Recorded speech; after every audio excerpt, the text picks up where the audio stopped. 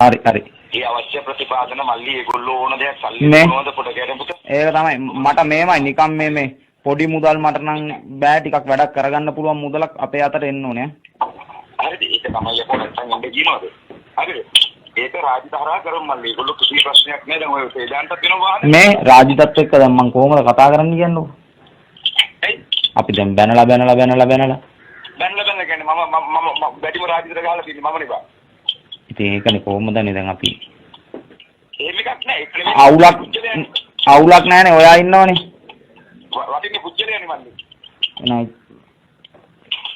මේ ඒතොර බදුර්දීන්ලා මේ මට ඕන කියනවා ඔයා විතරයි. ඒතොර දැන් බදුර්දීන්ලා අසස්සාල්ලා උන් අයෝ මේ බරේ යද්දුත් අපිට. කවුද? බදුර්දීන් අසස්සාල්ලා මුන් සෙට් එක. නෑ ඒගොල්ලොත් එක්ක නේ වැඩ කරන්නේ මල්ලි. දැන් උන් ඔය පක්ෂෙම නින්නේ යෝකනේ වැඩේ මේක ඊට පස්සේ සමාජෙම මොකක්ද මේ කරන්නේ වෝට් එකනේ මල්ලි. සිංහල ඡන්දනේ. සිංහල ඡන්දරිකනේ කඩලවනේ. එනෝ.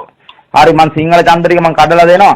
මට අදයි මිලක් තියෙන්න ඕනේ. ඇයි මං වැඩේ කරනවා කෙලින්ම සුපිරියටම කරනවා. මං දැන් එහෙනම් එනවා උතන්ට. ඕම ඉන්න වාහනේ අරගෙන එන්න. පොඩේ මේ වැසර දෙමිනෝ පොඩක් ඉන්න. ඕමින්. ඕමින්.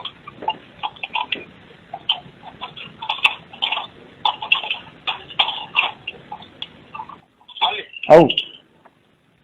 සුරා වාහනේ හරවගෙන. මේ ඔන්න අපි හරවගෙන එනවා.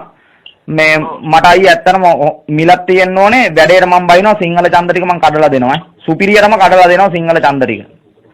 නෑ ඒක ඔබට කරන්න පුළුවන් මිනිහනේ මම ඒකනේ කතා කරේ මල්ලි. දැන් කොහෙද යන්නේ ඔය? ආයි හරවගෙන එනවා. දැන් ඉතින් ඔයාට කෝල් කරා මම ෆෝන් එක